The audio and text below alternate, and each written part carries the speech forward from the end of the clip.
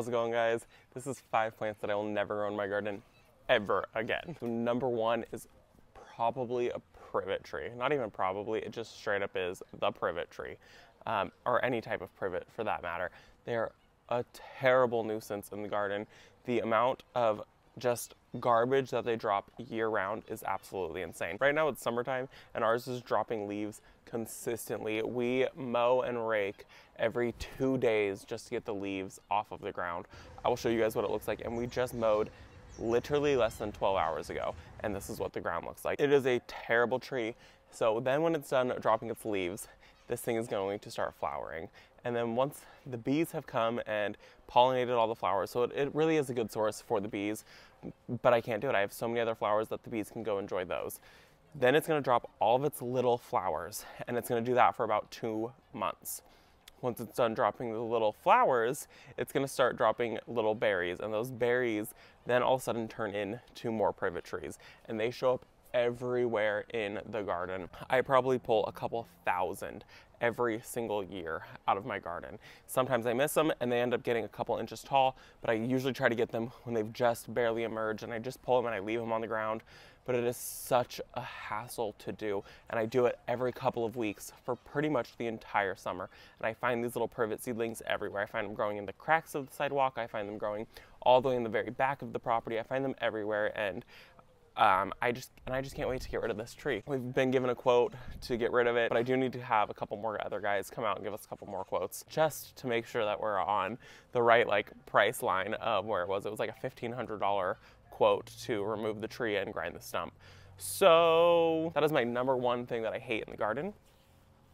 And I really would suggest you don't grow privets because they're so terrible. Number two in the garden that I will never grow ever again is oleander. We had 3 of them here when we bought this property, and I hated them. I've always hated them.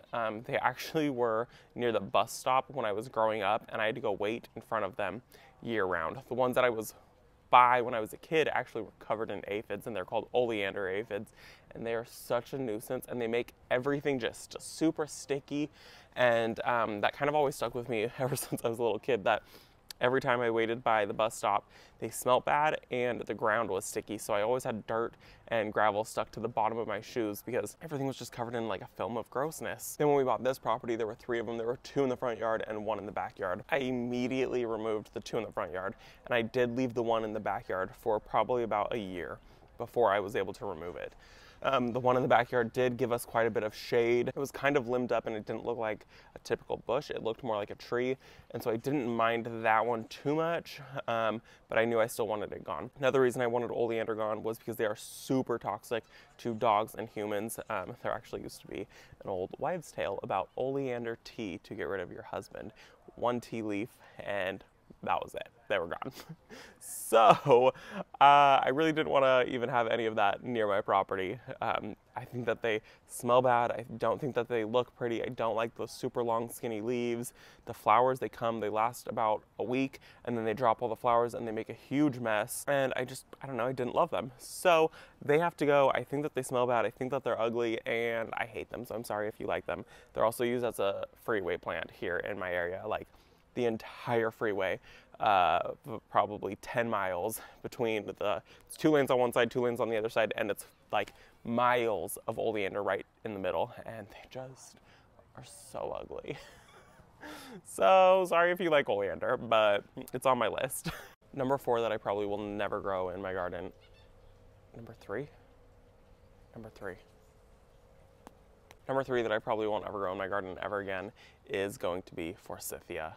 I have 2 different varieties. One of them died this last winter and it just didn't perform the way I thought it was going to perform. The other ones that I have 2 of them, and while they're still there, I just haven't figured out something that I'm going to replace them with. Brent absolutely hates them. I don't know if maybe I just put them in the wrong spot or what. I thought that they were so beautiful when I bought them, the bright yellow blooms. I love them in the springtime, but the rest of the year, they really just don't do a whole lot. So they are going to get pulled at some point. It's just a matter of when and if I have something that I'm going to be replacing them with. So the ones that I have are the traditional Forsythia that gets like 8 feet, 9 feet tall. And then I had a much smaller one that was only supposed to get about 2 feet tall. The one that is smaller died on us, didn't make it, and the ones that are bigger are in our front yard, and they're doing really well and they're huge, but they're kind of spindly and the blooms are short-lived. They're really beautiful though, but then it just looks like a green shrub the rest of the year. I'd rather have something that's flowering all of summertime or springtime. I want something that lasts a little bit longer than just like a 2 to maybe 3 week at most bloom cycle. And then they're first to lose their leaves, and they're one of the like slower things to start really pushing out some growth for the leaves.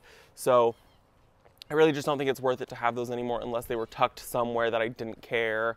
I mean, like, you could enjoy it, but then forget about it the rest of the season. So they're definitely not one that I will be adding back into the garden once I pull the last 2 that we have. They were really easy to grow though. They didn't take much maintenance from us, just trimming back some of the wild ones. But the other problem was pruning cycle needs to be done immediately after it's done flowering, and you know, all of a sudden it's done flowering, and that's when everything else needs maintenance also.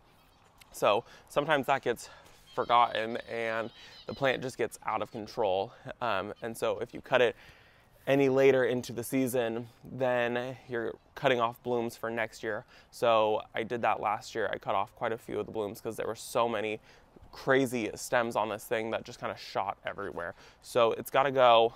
I would rather replace it with something like a limelight hydrangea that I'm going to get really big, beautiful blooms throughout the year, or maybe even a rose or something. I don't know, just something that gives me lots more blooms and more impact than just this shrub. So those are going to get pulled at some point, but until then they'll stay until I figure out what I want them to be replaced with. Number 4 on my list is Coraline.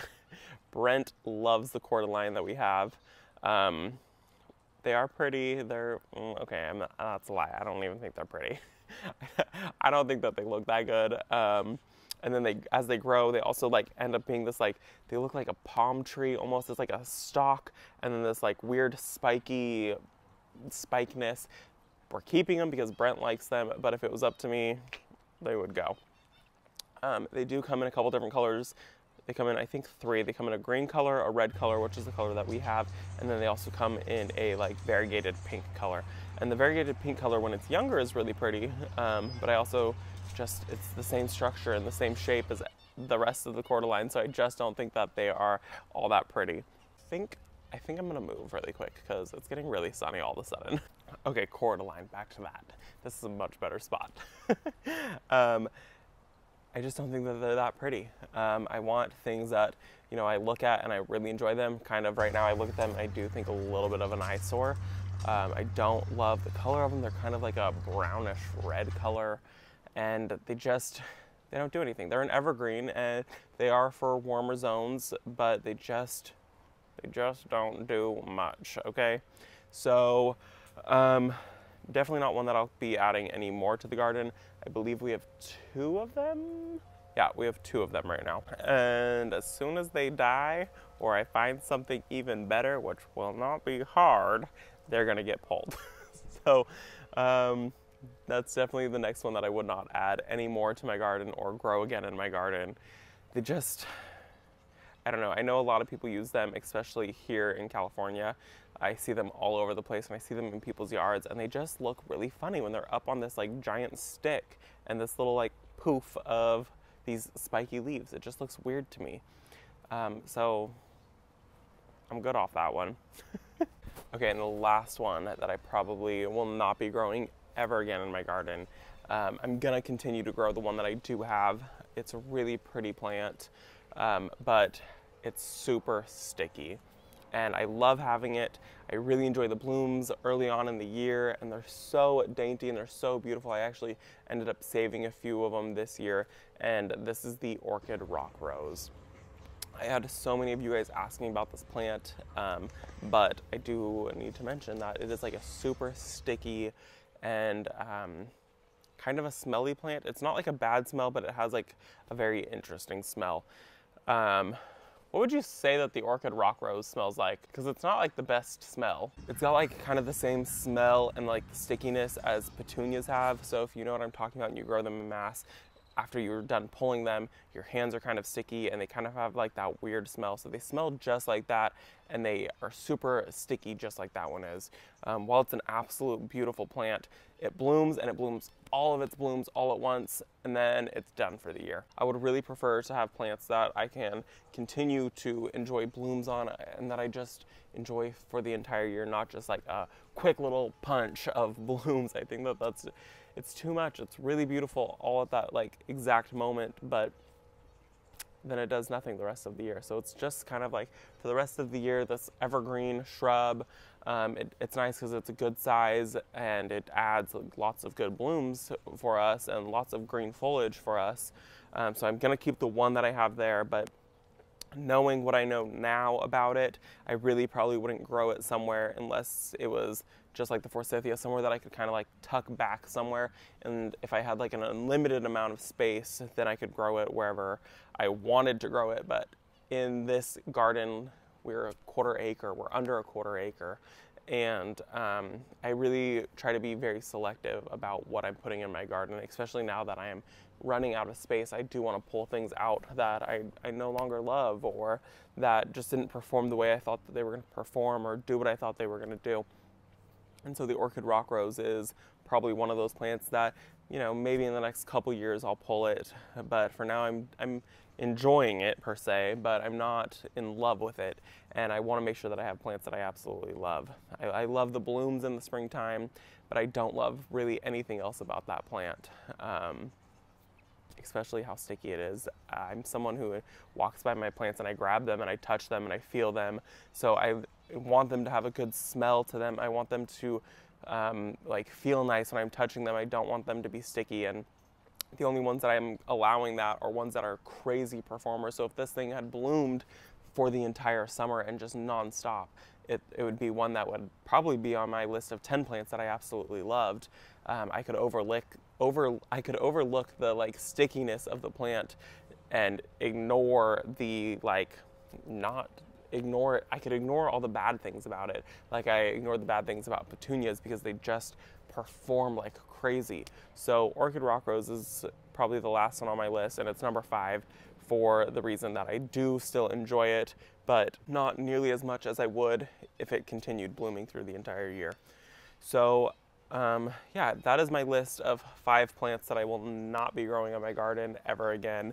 I just don't think that they're worth giving the space when there are so many other plants out there that can really perform like exceptionally well, and that could just go so crazy and give me blooms and give me a super crazy cool show.